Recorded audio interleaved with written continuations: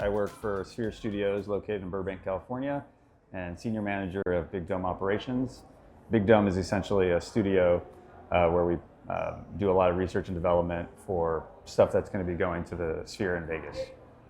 And so when did Airtable come into your world? What were your operations like before Airtable? Who kind of had the idea? What did you think about it when you first heard about it? It's a great question. I had heard very little about Airtable prior to working at Sphere, and where we really saw that it was going to be a great addition was when I started. Kind of the structure and the day-to-day operations and the scheduling and the calendar was a little bit all over the place. Much like some of the speakers I've been hearing, is that there were so many different platforms that teams were using to communicate through Slack, email, Outlook, and that was kind of the same situation that we were in. And being that they really wanted to streamline operations and make sure that we could track information and make sure that we had accurate data, we were kind of looking and starved for a platform that could provide that, not only where we could input the information that we knew, but where we could currently upload information on other platforms that already existed, which I think is always kind of the pain point, because you have all this existing data and you're not looking to start over. You're kind of figuring out a way, how can we take it, put it into an area where we can then pull it out as we need it. And so Airtable was brought up, and it was kind of new to me, and so I was kind of on board for anything that was just going to help.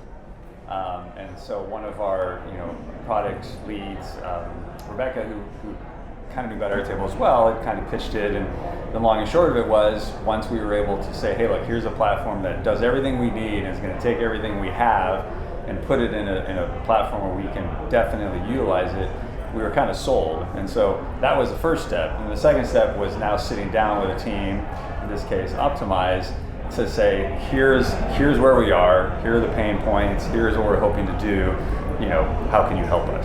So let's do it. Pretty much where we ended up. So yeah, in your case, to just put it tangibly, like we have people that are trying to book resources, such as a room or such as a venue, and like it's really hard to find a system that's already out of the box that has all the flexibility that you need, whether it's like the time slots, whether it's the ability for someone to request it, and then the malleability of somebody asking for edits to it and changes. And like I guess it's posing the question, is that where Airtable has excelled for you in terms of giving you that flexibility that you needed to like bring down what was taking this much time to be at less time?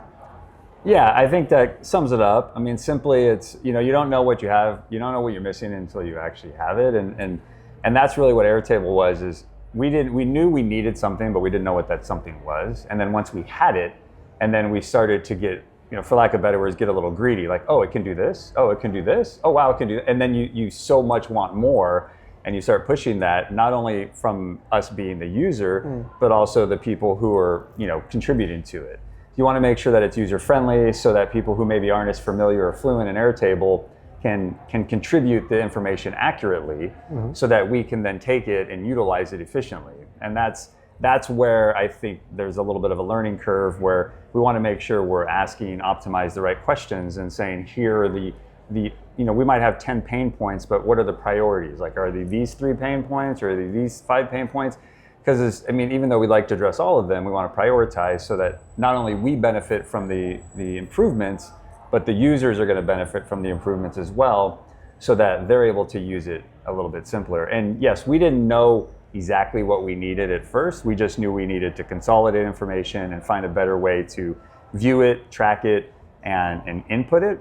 And then once we got there, it was now making it efficient. So we're like, okay, well, now that we're here, how can the users then give us this information that's easy for them, that's, that they may not know the answer right now, so how can they fill it in later?